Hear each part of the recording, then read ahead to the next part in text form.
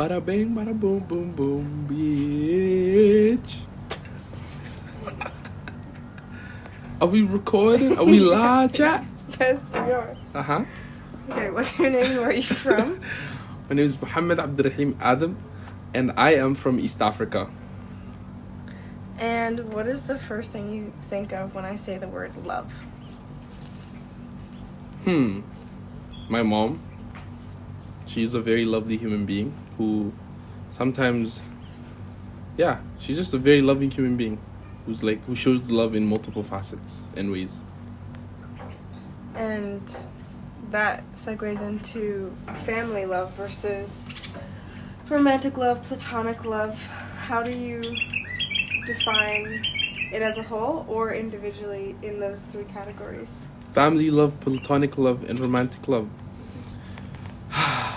Family love, familial love is like the love that you have for people who you're willing to I don't know. It's people who you love no matter what. You might dislike them sometimes, but you love them forever. And that will never change. I think that's familial love, because whatever goes wrong in life, I might dislike my parents for a bit, but I'll always love them. Same thing for my siblings, same thing for some close friends. So my friends can be family. Platonic love is the love that you have for people who you are not attracted to romantically, I guess, or at all. You just love them as a person so much so that you're I want this person around. And then romantic love. How do I define romantic love? It's I don't know. It's a big word. I don't know. It's some big word that can explain it. I actually don't know. I don't know how to define it. Do you have an overarching definition for just love? The way I define love is that I love people. The people I love are the people who I'm willing to lose everything for. That's love, I think. I'm willing to sacrifice everything for them, if that makes sense. And do you think love has a timeline? Do you have a certain amount of time that you feel you have to get to that point of being okay, I'm willing to risk everything for the person? Mm-hmm. Repeat the question again. Is there a timeline to love? As in, does it take time to fall in love with someone? Do you have a specific timeline for maybe saying it or how you would feel? No, I don't. I don't. It just comes, it just gets dropped from the heavens. It just happens. I don't know. For example, there's a person in my life who I love dearly, wholeheartedly, and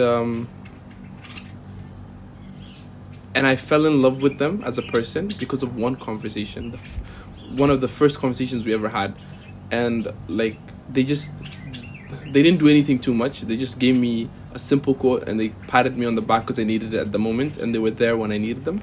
And from then on, I loved them. But then there's people who it took months. I was we were friends, acquaintances. It went up from there. There's people whose shoes I was given, a random shoe of theirs was given to me, and they talked to me one time and I fell in love with them. So I don't know. I guess it just drops sometime. But saying it to people, I think it takes a bit of time, because you don't know. You don't want to scare people away. Do you find it easy to say? That I love people. Mm-hmm. Yeah. At a certain point, no. But now I think so. Because I think life is too short to be afraid to say the things that you want to say. And with that, do you think it's easier to say it platonically versus romantically? Oh, hell fucking yes. Oh, hell yeah. Because when you say romantically, you're giving up a part of yourself that is crazy, So it's you're giving someone the full door, you're opening your heart and you're giving them the key and you're take me whenever you want, and so I don't know. No. It's much easier to say it platonically. I love people and I tell them randomly on random moments, but the person who I fall in love with romantically, it takes a bit of time, because imagine you say biggest fear is, imagine you say I love you and they say okay, bomb clot. That was scary, but like at the same time, like just, sometimes you have to say it. So you said, like, fall in love, and there's, how I've heard it a bit is falling in love, and I love statements. How do you think your emotions change depending on how you're phrasing it, or depending on maybe the time? Because I'd say falling in love, most people would say, is before you say I love you, and that type of thing. How do you go through your choice of words, maybe, or how you're going to say something? The hardest one to say, I think, is I am in love with you. Not that I love you, because I love a lot of things. I love apples, and I love mangoes, and I love your earrings, and I love your shirt, and I love your smile, and I love your eyes. I love you as a person. Drop that one any day. But like, I am in love with you. That one's kind of, that's a banger you can't just drop everywhere, So yeah, that's the hardest one. And how do you go through it emotionally? Like, what's the emotions you feel? Hey, okay, falling in love comes before, obvious, and that's like when you look for the person's smell in the air, or like in the room, or like creepy. And when you're like when you see them walking, you smile a bit, or like you kind of realize at certain points, oh, I'm falling in love with this person slowly. And then, so like the emotions are just, you're still gated, you're still closed a bit, you're still protected, because it's only you who knows, you're falling in love with them, but they don't know yet. And then, so I'm falling in love, and then you go to I love you to the person, or like I love you, and that's like when you open the door for them. And then when someone asks you, I think the last one is when people ask you, because it's just between you and, like, this is my definition. When two people, it's like, it's I'm in love with you, yada yada. But when people ask you and you say, yes, I'm in love with this person, I think that's like, because you've given this person the key, and now everyone knows they have the key, I think that's the biggest one. I don't know why, but Do you think you've been in love? Badly. Yeah, I've been in love. Very, very in love. And I think after love, well, I guess to add more context, are you still in love with that person, or still? I'm not in love with them, but I love them very much. How do you think the falling out of love, like, how would you define that, or how would you say those? I disagree with that term. I don't think you fall out of love. I think the best way someone explained to me what love is they explained it using grief, okay? And they said when you lose someone in life, like when someone passes on, like you cry immediately, and like the first week is shitty, and the first 2 weeks is bad, and like the month is horrendous. Their birthday comes and you're sad, and like you're very, very sad about it. But like over time, you start to like not be as sad as before. But the thing is, you haven't like lost the love for the person. It's just that love is like a container in a glass jar, and the love you have for this person is really big at that moment. It like captures a lot of the glass, but then you as a person, the glass being your heart, grows, and the same amount of liquid still is in there, the same amount of love, but the jar has grown. So same amount of love, it's just that your heart is bigger. So I think that's what love is. I don't think people fall out of love. I think you hold the same amount of love for people.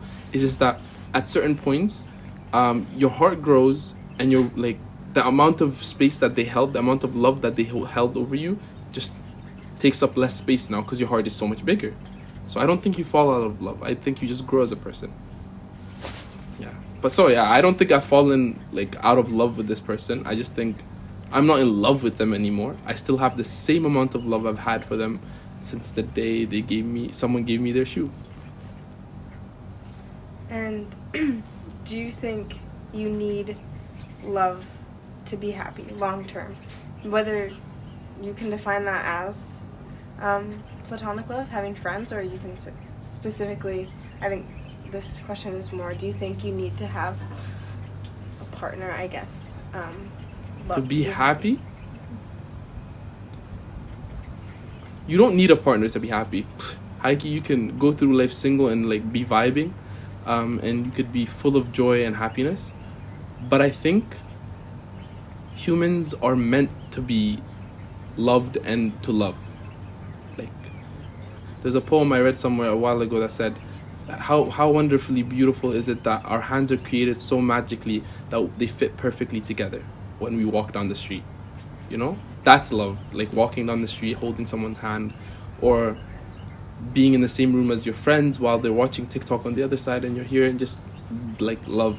I think we're meant to love people and we're meant to be loved. And that's how we find happiness.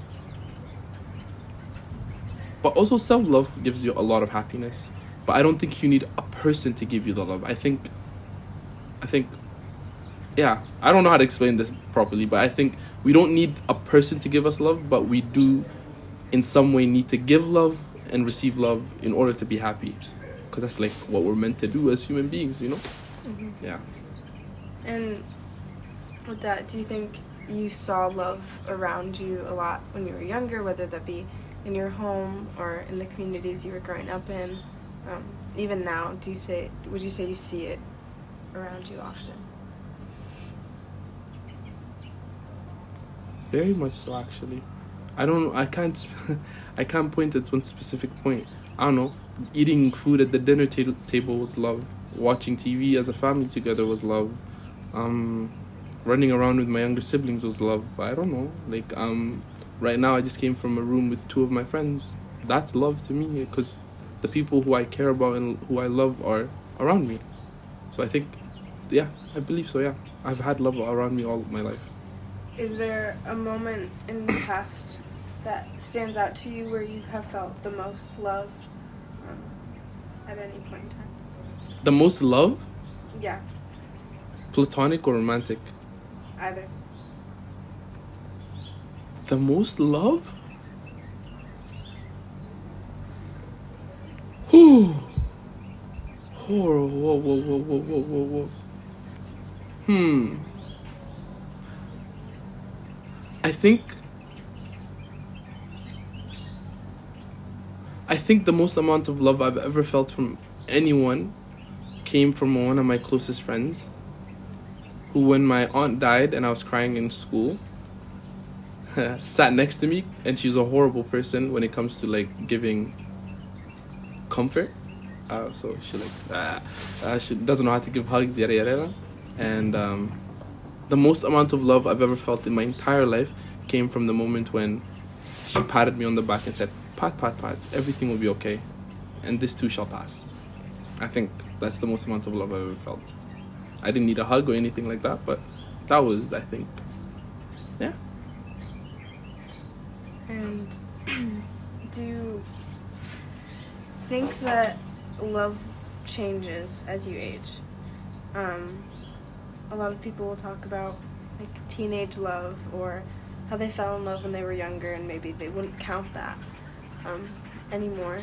Do you still value that, or I don't know how to word this question, but I think I kind of understand. I don't really think love changes. I think people change. I change over time, I think. But love is just a feeling that you experience yourself. No one can tell you what your experience is in itself. Most definitely no one. It's not like I can define what love is to you unless you feel it, you know? So I think people change, and their perception of what love is changes, but not the feeling in itself. I think me falling in love when I was a teenager, I still am. Me falling in love as a teenager is not going to be different than me falling in love in my 30s. It's just the way I love that will change, and how I perceive love will change, and how I show it will change, and how I like process it will change, but not the overarching feeling of love itself. Bars. Sorry. do you think you're searching for love, Do you think it's something that will come to you? Love, platonic Yes. or romantic? Am I searching for love? Nah, I don't. I don't really think. I don't think. I don't think love is something you chase. It's like an elusive dream. Sometimes it's like the carrot on a in front of a donkey. Yeah, is that the thing? Where like I'm not explaining this, but like I think if you chase something, sometimes it tends to run away to a certain extent. So that's why I don't think I'll ever try to fall in love or force myself to love someone or ask someone to love me. You know? So I'm not chasing it. If it comes, take me. But like, I don't think no. I don't think I'm chasing for it. Also, I don't high key, I am very happy. So like I feel love around me from the people who I'm with. And right now life is so good and everything is so good. And I don't think I have to chase the grass sometimes is not greener on the other side. The grass is very green here right now. Do you think societies, whether that be your family or community, is pushing you towards marriage or being in a relationship or anything like that? Yeah. That one, that one for sure. I come from a very, very beautiful community. Very beautiful background of being Somali, and it's culturally appropriate to like have a family, have kids, get married young, and like take care of like bring something to the community, like in the form of like marriage and children. Or like my parents would be extremely happy as their oldest child for me to have kids so that they can have grandkids and stuff like that. So I think society nudges you in the direction of falling in love, and like we over romanticize the act of love itself, and like we watch movies every year that's like, oh, this person fell in love, high school teacher, yada yada yada. So yeah, I think society pushes us. I think society pushes me as a person. Like I don't even, yeah, I very much so. But like stand on business sometimes. You don't have to follow everything. I think the moment you get pushed into something and you're a bit unwilling, it becomes a bit sour. And like, yeah, you might fall in love and like your parents might arrange it and you might fall in love beautifully and everything will work out. It happens a lot. But for me, I think I'd have a sour taste in my mouth a bit because I didn't choose it, maybe, or like I was forced into it. So that's why I'm not chasing love, because let it come. You brought up seeing it in movies and things like that. Do you think the media's description or portrayal of love is accurate?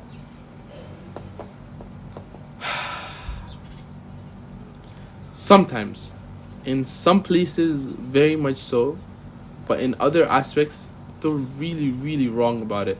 Like, in most movies, people fall in love slowly, yada yada yada, and the big climax is the moment when they kiss. High key, no, that's not the big finale. I don't think that's like when you go, oh, I'm in love with this person, or like they've shown me love, or I don't know. In some movies, the final part of like getting married is the love part. No, I don't think that's the climax of love. I don't. So I think the portrayal of it is not proper, but they do depict some of the things very accurately, like how the person stays in our mind quite often, or how like we see them more than we should. Like, there's 800 people walking down the street and they're the only person who you notice. Some of those things they depict, but I don't know. Yeah. Do you think there's one thing that you look to as an image of like the perfect love story, or something that could be your parents, it could be a movie, something that you're looking for that's like, this is a good example, I want something like this? Of what love is? But like, why? Like, it's not my that's someone else's experience. Why am I trying to be someone else? I think I'm gonna write my own story, and it's gonna be very beautiful, And I don't know. if I was forced to give someone, I don't know. It's gonna sound very very dumb, but like I grew up watching a TV show, and I'm gonna just say the characters' names, and no one like probably will know them. Corey and Topanga. That's the love I want, you know. And so, like, I grew up on that show, and like it taught me a lot of like lessons, and like from that show alone, like no joke, I learned so much about like what falling in love is, and like what showing them, and how you should act, and how you should think about it, and how you shouldn't let anyone control your emotions, or you shouldn't fall in love recklessly, and all of those things. But I don't know, every time I used to watch that show, I used to think, wow, this is very beautiful, you know, they're very in love, maybe I can be like them. But I don't think I want to be like them. Maybe I'm gonna be different, you know. Is there any kind of love that scares you? Big time. The act of letting someone hold a bit of power over you. That is the scariest thing about love, because like people sometimes take that for granted, and I don't think anyone should take for granted the doors you've opened for them. Everyone has walls up to a certain extent, and some are higher than others, and some are more protected than others because of like the traumas we've faced, or the places we've lived, or the ways we've been treated before. And obviously when I meet someone and I'm 20 years old, they don't know the past 2 decades of my life at all, and so I give them this key and they take it. They sometimes mistreat it, you know, and but also it's just a judgment of character. I don't know, sometimes you make mistakes, but I don't know, that's the scariest part about love, the act of letting someone have that much power. It's way too scary. Do you have anything else you'd like to add? Not really. I just hope I'm gonna watch this interview in like 20 years. Gang, I just hope you're in love right now deviously. Please have like a soccer team of children, you know, and I don't know, I hope you're blessed and you have a magical life, and I hope you can feel, I hope you're in love, I hope you fall in love to the same extent as you did before, or further. Yeah. Thank you. I hope that recorded, because I cannot replicate that. That was too good, bro. That was too did. good. So fucking good. Yeah.